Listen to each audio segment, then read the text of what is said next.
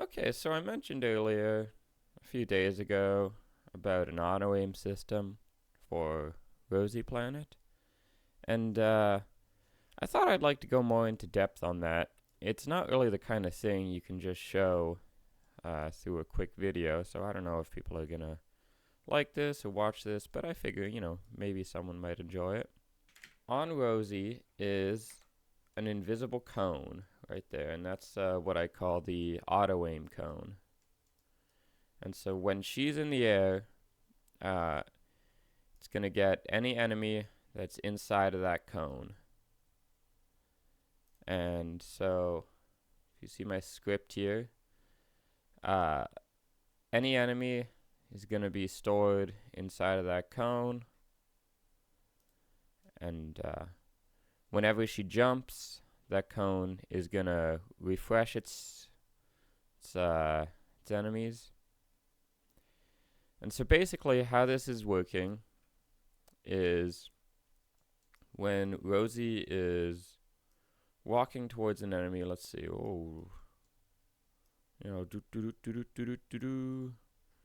she's walking up.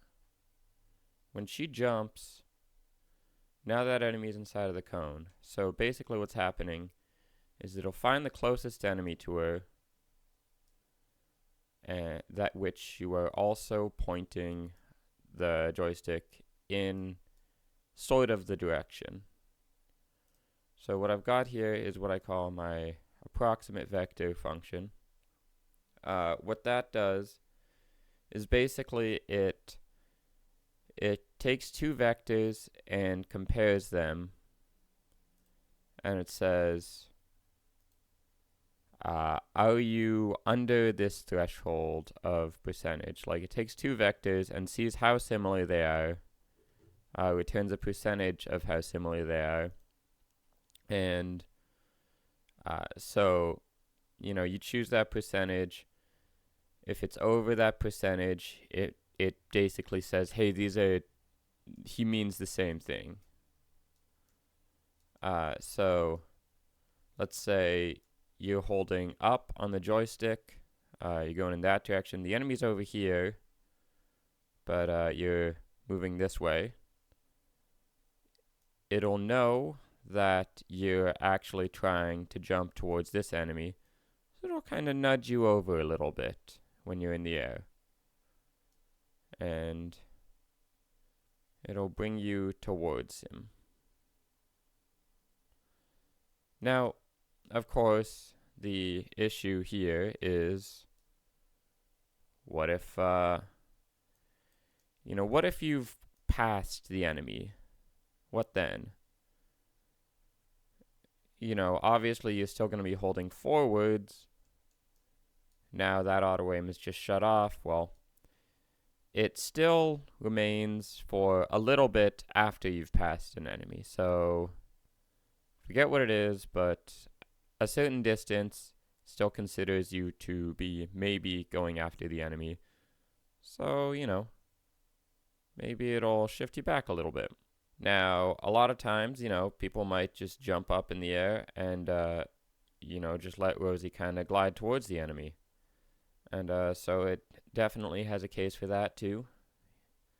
If you're not holding the stick, it's a little bit more aggressive because it knows you're probably just trying to drop onto the enemy, in which case it will, if you're in a small threshold of distance, just kind of glide you towards the enemy.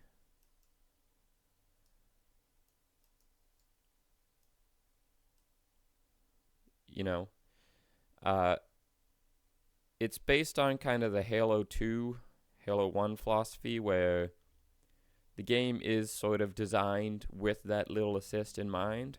So basically, you want to be able to jump on enemies when they're floating in the air, when they're moving. This allows me to be a little bit more creative with my level design, enemy placement. You'll notice a lot of 3D platformers are pretty modest in their usage of enemies. They're not usually a threat. Think of the enemies in Sonic are pretty easily dispatched with a spin dash. The enemies in Mario 64, any new Mario game, they're all very slow moving. A lot of games have like a spin attack or something, Crash Bandicoot, where you can just kind of, blast through enemies. So it makes them kind of a non-entity. In a lot of 2D platformers, I find, they use enemies in more creative ways. Maybe using them as a springboard. Like in Super Mario World, you might jump on a Koopa and that'll give you a boost up to a higher platform. And so with this system in place, I can do that, but in 3D. So I think that's it opens up new possibilities. So all of this is to say, this is a very invisible system. I promise you, you will not notice this. You won't notice this any more than you notice that the cursor tracks enemies in Halo, for example. When someone tells you about it, maybe you'll go, oh yeah, it does. Hopefully that makes you a little bit interested. And, you can follow me on Twitter, Blue Sky, YouTube. I find myself posting to Blue Sky more than Twitter. I don't like the Nazis on Twitter. It's getting kind of crazy. But hopefully, yeah. I hope you're excited about this game. I hope you play it. Have a good time. Thanks.